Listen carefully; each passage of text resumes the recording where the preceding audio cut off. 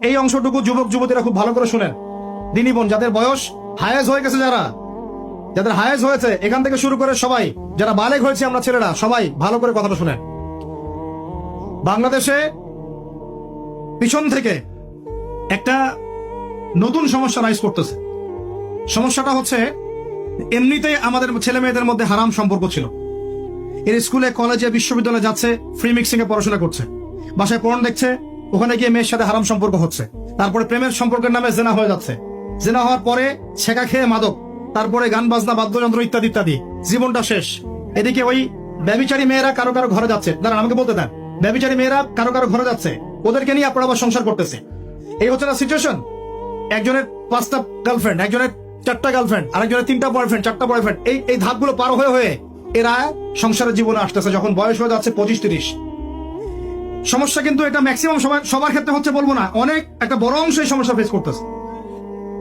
এর মধ্যে এই ফ্রি মিক্সিং এর মধ্যে শুরু হয়েছে নতুন একটা জিনিস, যে ভালোবাসার আবার লিঙ্গ কি, ভালোবাসার আবার এখানেই শুরু হয়েছে ছেলে ছেলে জেনা করা এবং মেয়ে মেয়ে জেনা করা। ছেলে ছেলে জেনা করা আর কি বললাম বলেন, মেয়ে মেয়ে জেনা করা, নাউজুবিল্লাহ। এটা কমে লুত, এর শাস্তি আসবে যদি আমরা তওবা করে ফিরে না আসি।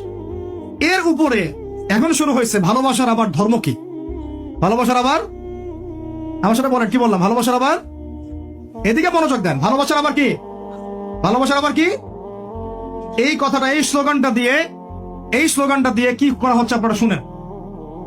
অমুসলিম ছেলে মুসলিম মেয়ের সাথে প্রেম করতেছে, অমুসলিম ছেলে মুসলিম মেয়ের সাথে প্রেম করতেছে, বলতেছে ভালোবাসার আবার ধর্ম কি, তুমি আমি একে অপরকে মহব্বত করি, ভালোবাসি, এর মধ্যে ধর্ম আসবে কেন?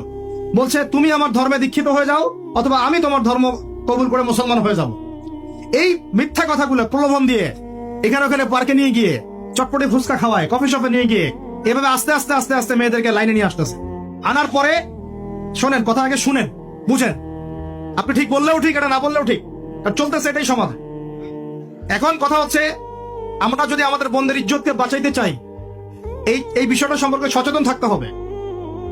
মেয়েদেরকে ফুসলিয়ে ফাসলিয়ে এভাবে প্রেমের জালে ফেলে শেষমেশ বেডে নিয়ে গিয়ে ধর্ষণ বা গণধর্ষণ করে মেয়ের ওই ওভারির মধ্যে ওদের বীর্যপাত করে দিয়ে ওই ছেলেটার কোনো খবর পাওয়া যায়, লাপাত্তা হয়ে যায়। কোন কোন ক্ষেত্রে টাকার বিনিময়ে মেয়েদেরকে পাচার করারও অভিযোগ পাওয়া গেছে। এবং এই কাজটার নাম তারা সংঘবদ্ধভাবে দিয়েছে, এর নাম নাকি লাভ জিহাদ, নাউজুবিল্লাহ। এবং বীর দর্পে ফেসবুকে পোস্ট দিচ্ছে, আজকে অমুক মেয়ের এটা করলাম, আজকে তমুক মেয়ের এটা করলাম। ভিতর থেকে একটা চক্র কাজ করতেছে, এবং এই চক্রের কেউই মুসলিম না, এই চক্রের কেউই কিন্তু মুসলিম না।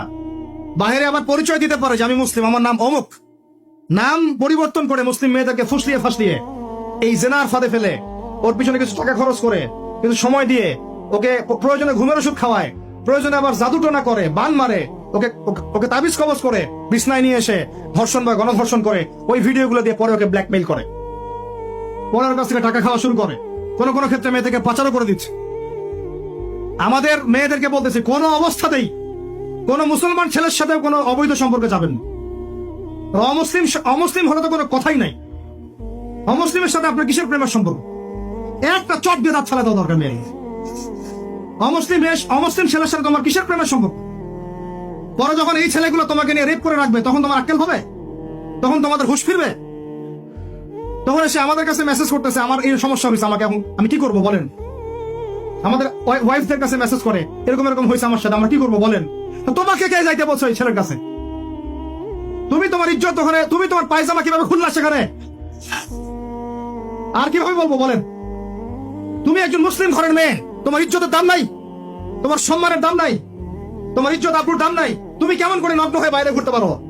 তুমি কেমন করে একটা অমুসলিম ছেলের সাথে প্রেমের সম্পর্ক করতে পারো? কিভাবে তুমি একটা অমুসলিম ছেলের সাথে বেড়ে যেতে পারো? তার সামনে তোমার পায়জামা কেমন করে খুলতে পারো তুমি? আমার ল্যাঙ্গুয়েজ আপনি রাগ করেন না, আমি খুবই ফেড আপ এদের উপরে। একটা মেয়ে একটা মুসলিম ছেলের কাছেই তো যাইতে পারবে না অবৈধভাবে। যাইতে হইলে তোমার শর্ত 3টা, বিয়ে করতে হবে, বালেগ হইতে হবে, সাক্ষী থাকতে হবে, মোহর দিতে হবে, তারপর যাইতে পারবো তুমি। মুসলিম তো মুসলিম করতে করতে এখন অমুসলিমদের সাথে প্রেম করা শুরু করছো। আর যখন অমুসলিমদের দ্বারা তোমরা ধর্ষিত হচ্ছ, তোমাদেরকে পাচার করতেছে, তখন বলে এসে আমাদের কাছে চিঠি লেখো যে আমরা এখন কি করব। এদের কি ভাই নাই? বাসায় কি বাবা নাই? বাসায় ভাই নাই? এই চক্র থেকে সাবধান থাকেন। আর আমাদের সমাজে যারা দায়িত্বশীল, রাষ্ট্রে যারা দায়িত্বশীল, যারা উপরে লেভেলে আছেন, এই বিষয়গুলোর উপর কঠিন দৃষ্টি দেওয়ার জন্য আমি রিকোয়েস্ট করব। আমরা কিন্তু কোনো ধর্মের মানুষের সাথে কোনো দ্বন্দ্ব চাই না। চাই আমরা যে 50-60 বছর থেকে একসাথে বসবাস করতেছি, আমরা কি কোনোদিন কারোর সাথে মারামারি করছি? কোনোদিন দেখছেন যে খ্রিস্টান মুসলিম মারামারি হচ্ছে, ইহুদি মুসলিম মারামারি হচ্ছে বাংলাদেশে, হিন্দু মুসলিম মারামারি হচ্ছে বাংলাদেশে? দেখেছেন কখনো? এখন কি নতুন করে শুরু হবে এগুলো? আল্লাহ রাব্বুল আলামিন আমাদের দ্বীনি ভাইদেরকে বুঝদান করেন, বোনদেরকে বুঝদান করেন। কোন অবস্থাতেই মেয়েদেরকে আপনি এভাবে ছেড়ে দিয়েন না বাইরে। কোন অবস্থাতেই একটা মেয়ের হাতে অকালে মোবাইল ফোন তুলে দিয়েন না। কোথায় যাচ্ছে খোঁজ রাখেন, কার সাথে মিশছে খোঁজ রাখেন। একটা বাড়ির সম্মান নষ্ট হয়ে গেলে কখনো ফিরে আসে না। একটা মেয়েকে অপহরণ করেছিল রাজা তাহির, মুসলিম মেয়েকে। সেই ইজ্জতের বদলা নেওয়ার জন্য 17 জন ঘোর সাওয়ার নিয়ে, কতজন? মাত্র 17 জন ঘোর সাওয়ার নিয়ে মোহাম্মদ বিন কাসিম এই সিন্ধুর রাজা দাহিরকে আক্রমণ করে ওই জায়গায় পরাজিত করেছিল। একটা মেয়েকে নিয়ে ঘটনা ঘটেছিল। আমাদের বোনের ইজ্জতের এত বড় দাম। একজন নারী, শোনেন, একজন নারী বনু কাইনুকার বাজারে গিয়েছিলেন তার প্রয়োজনে। ইহুদি তার শ্লীলতাহানি করেছে, তার সতর খুলে দিয়েছিল একজন ইহুদি। এটা দেখে একজন মুসলিম ভাই সেখানে থাকতে না পারে ওই ইহুদির গর্দান নামিয়ে দেয়। এই ইস্যুকে কেন্দ্র করে ইহুদিরা মিলে ওই ভাইকে শহীদ করে। তখন ওই বাজারে ওই ভাই ছাড়া আর কেউ ছিল না, একজনই ভাই ছিল। এরপরে এই মামলা আসলো নবীর দরবারে সাল্লাল্লাহু আলাইহি ওয়াসাল্লাম। এটা মদিনার ঘটনা।